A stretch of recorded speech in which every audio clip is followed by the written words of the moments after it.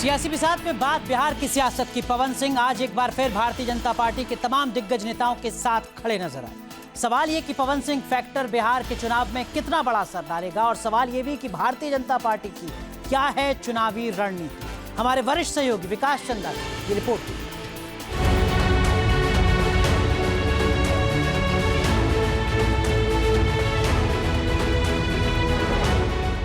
बिहार में चुनाव तारीखों के ऐलान से पहले बीजेपी अपने पॉलिटिकल और सोशल इंजीनियरिंग के फॉर्मूले को अजेय बनाने में जुटी है। दिल्ली में भोजपुरी के पावर स्टार पवन सिंह से जुड़ी हलचल को इसी से जोड़कर देखा जा रहा है। बिहार बीजेपी के प्रभारी विनोद तावड़े पवन सिंह को लेकर सबसे पहले उपेंद्र कुशवाहा के घर पहुंचे। पवन सिंह और उपेंद्र कुशवाहा के बीच सुलह के जरिए बीजेपी शाहाबाद क्षेत्र के जातीय और राजनीतिक समीकरण को साध लेना चाहती है।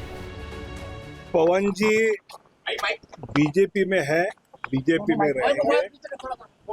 आदरणीय उपेंद्र कुशवाहा जी ने उनको शुभकामनाएं, आशीर्वाद दिया है और आने वाले चुनाव में एनडीए के लिए पवन जी सक्रियता से काम करेंगे बीजेपी के कार्यकर्ता के नाते। पवन सिंह और उपेंद्र कुशवाहा की सुलह के जरिए शाहाबाद क्षेत्र में राजपूत और कुशवाहा वोट को एकजुट करने की कोशिश हो रही है। शाहाबाद इलाका एनडीए के लिए बड़ी चुनौती बना हुआ है। 2020 के विधानसभा चुनाव में इस इलाके की 22 सीटों में से एनडीए को मात्र 2 सीटें हासिल हुई थी।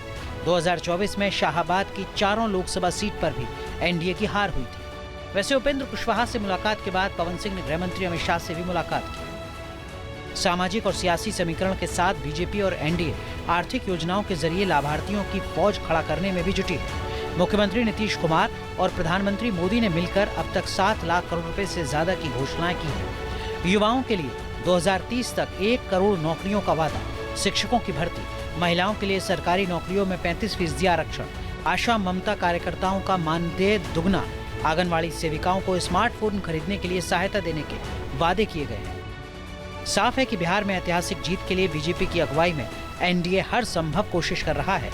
मिशन है बिहार में ऐतिहासिक जीत हासिल करना।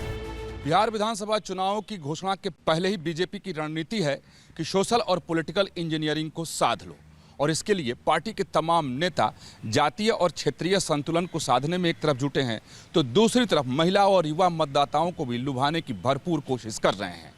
दिल्ली में पवन सिंह का अमित शाह से मिलना, जेपी नड्डा से मिलना और सबसे पहले जाकर कुशवाहा से मिलना क्षेत्रीय और जातीय समीकरण की राजनीति से ही जोड़कर देखा जा रहा है।